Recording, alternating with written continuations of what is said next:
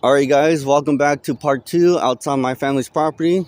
So I'm just gonna explain to you guys a little bit on all that stuff and show you guys and all that stuff. So as you can see right now, I got the grass cut right here. I got all that right there. Got the neighbor right there. Got all that right there to cut, and then I got pretty much the backyard, which I'll go right now, and then this right here. This is an olive tree right here. This is actually belongs to my great grandfather right here. Of course, he's a vet from the Navy.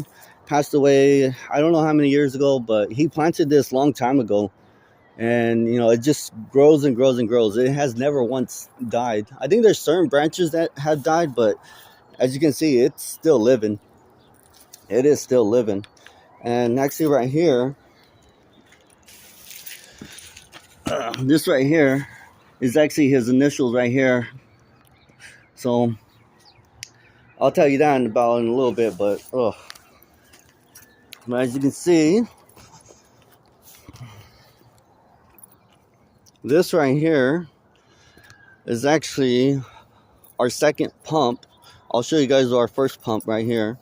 This is our second pump because we ran out of water, had to get more, or drill more, I should say. So technically, we could I guess, hook up to the city water, the city line, and all that stuff. But why do that? Why pay more money when we have our own water? So, oh, that's one thing. I'm sorry. Is that right here in this one spot right here, there used to be a tree. The family's dog used to be right there until we moved them kind of in the back. But right here, as you can see, where these little trees right here, just massive of trees right here, especially right here. Little trees right here, but especially right here had like tall ass trees all right there. It was practically like a wall of fence of trees. But we finally cut them down, or my dad and my brothers finally had to cut it down. So that right there, I don't really call, but I think my dad mentioned something about I'll say it used to be a bench, like one of those benches that you see at a park and all stuff. I want to say maybe my grandpa built it or something, but I still gotta take those and I'm gonna actually rebuild it, make it to a fence, or a fence, a table and all. So as you can see from the difference is that what's been cut, what hasn't been, all this frost right here, just hella cold. It's like super cold, you guys. So as you can see right here, I pretty much did all this like within maybe 2 or 3 days. Honestly, it would probably only take me about 2 days to do all this, especially with the mower that I have. But I only do a few hours a day, and of course, I'm trying to do it when it's not raining. And it's been raining like crazy over here in California. It's like unpredictable weather. So the thing is, right now, what I'm about to show you guys is this is where I kind of like group over it, but once in a while I think about it, and it's setting for everyone, but where I'm about to show you right now is where the family dogs are buried. So kind of sad and all stuff, but kind of wish that we cremated them, but I wanted to bury them, let them in the soil. But right here where this pole is, this one right here, and there's technically supposed to be another one right here, but I don't know. I think someone took it down, and then there was supposed to be like just an open hole right here. Is that this one right here?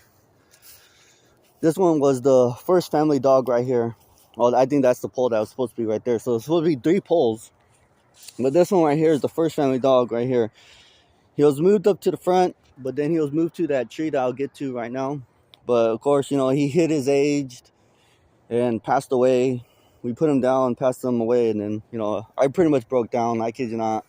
So every time I come back here, I just get really sad and quiet. But and the one thing, like I said about death, is that I try not to cry. It's okay to cry and stuff, but I try not to cry as much. And if I'm gonna cry, I kind of cry, off camera or away from people. I'll probably go someone, just someone that will comfort me and all stuff. But when I cry, I I kind of like, laugh and all stuff because I want to only think about, the good memories and all that stuff, So this is why I'm a little bit weird when it comes to death. I try not to think about the sadness of, obviously them not being there no more. So I just think of happy thoughts of them there, and I just start smiling, laughing and all that stuff because I try to think about the good stuff. But and that's what some people say, like, oh well, you should be crying and all that stuff. Well, I do, but when you see me, I'll be laughing because I just want to think about again. I just want to think about the good memories. I don't want to think about the sadness unless I'm like just by myself. But anyways, so and this one right here is this one right here is this one right here is to another family's dog. It was a female that was pregnant, and fortunately, she was having trouble, giving birth to puppies and all. So she did pass one, but it kind of messed up, her insides, and we just kind of put her down. So we buried her with, the puppy that she also has in her belly, and then the one puppy that she passed in her arms. So this one right here, this one actually hit me too because this dog right here, I trained her. It was my parents' dogs, and she actually had a sister that did pass away from COVID. I'm not stupid COVID, from parvo. I'm sorry, from parvo, and we actually buried her not too far, just away and all that stuff.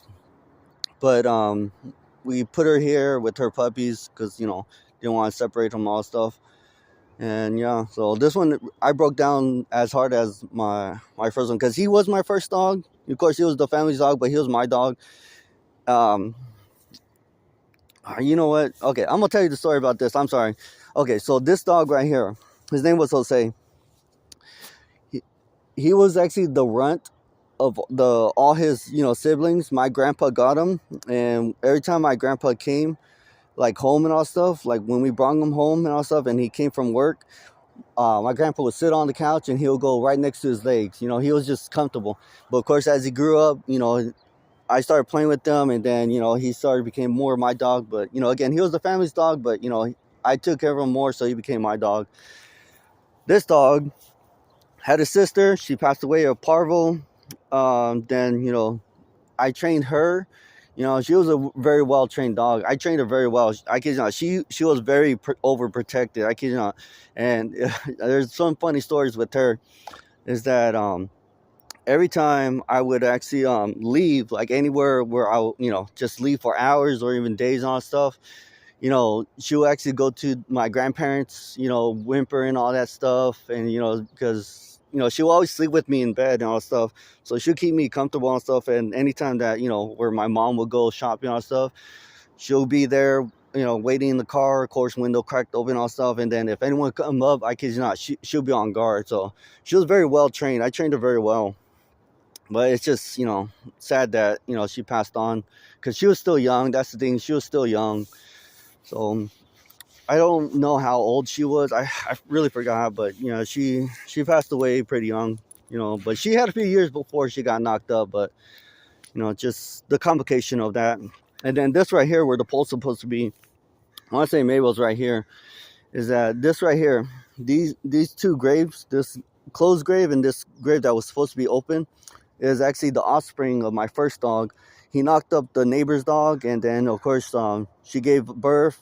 And this one right here, they look more like the mom, but he had the same color, and this open grave one, had a little bit of both here and there. I'll post pictures of them here and there. I'll do a little montage about that. But this dog right here, he was named Junior, Jose Junior, of course, and stupid dog, I swear. He wasn't always like that, but he did become blind. I don't know. He just didn't fully develop his eyes and all that stuff, so he became blind. And I kid you not, he would just run everywhere and into things. He will run into like my grandparents' car, my vehicle. He run into fences here and there, and that's just one thing that we always had to keep an eye on. So, and then right here was his brother.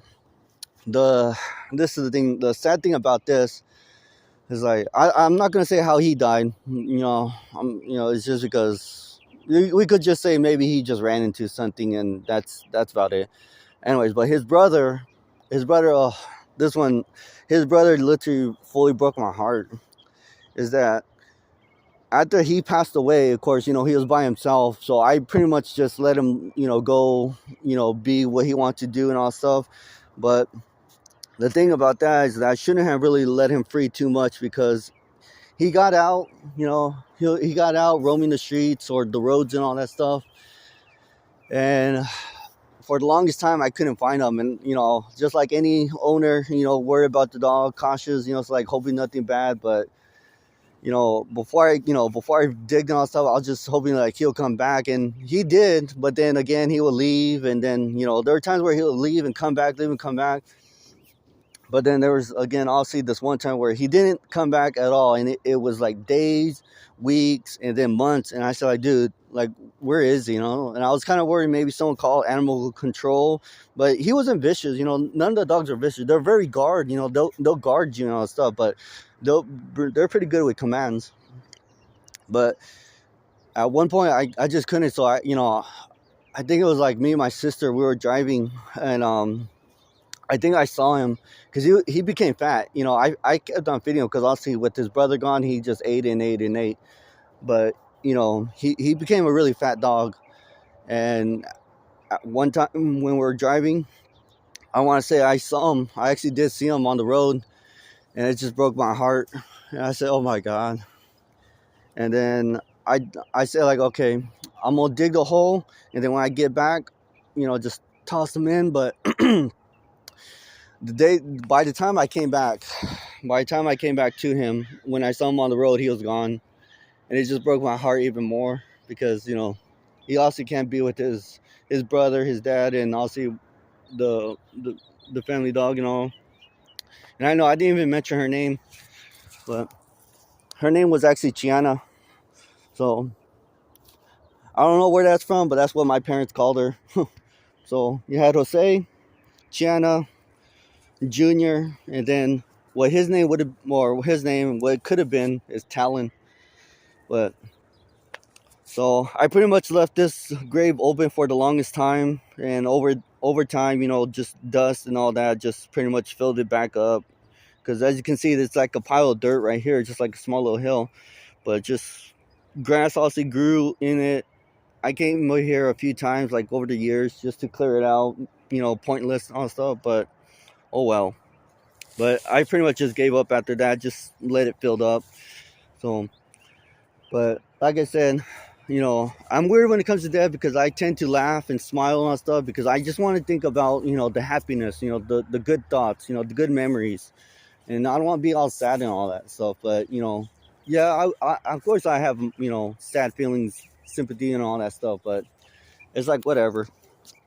Anyways, so as you can see, yeah, the house is pretty old. The house is pretty old. But I'm going to finish this off as much as I can because I got to go do another yard. And then, you can see, and right here, this is actually where the Jose used to be at. This is where Jose used to be. From the front house, we put him over here. And then he was here until, he passed away. And this right here actually used to be a cherry blossom tree or cherry blossom. This used to be very bloom. And the sad thing about this, and it's all dried up, sad thing about this is that, after, Jose died, that kind of pretty much died with it. So, I tried to keep water on it, but it just didn't work or anything like that. But yeah, so, but as you can see, I'm gonna just show you guys obviously outside and all that stuff, but just wanted to show you guys a little bit. I guess that one thing too I forgot to mention is that right here, on this tree right here, or these two trees right here, I'll show you guys in another video because I'm hoping one day I would be able to fix them or have them fixed. Is that this right here, spot right here, used to be where one of my grandpa's cars.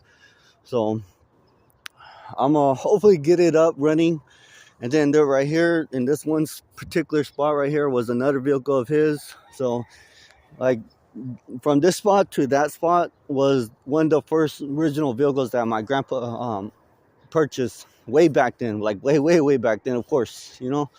But anyway, guys, sorry for the whole history and all that stuff, rambling about my dogs and all stuff.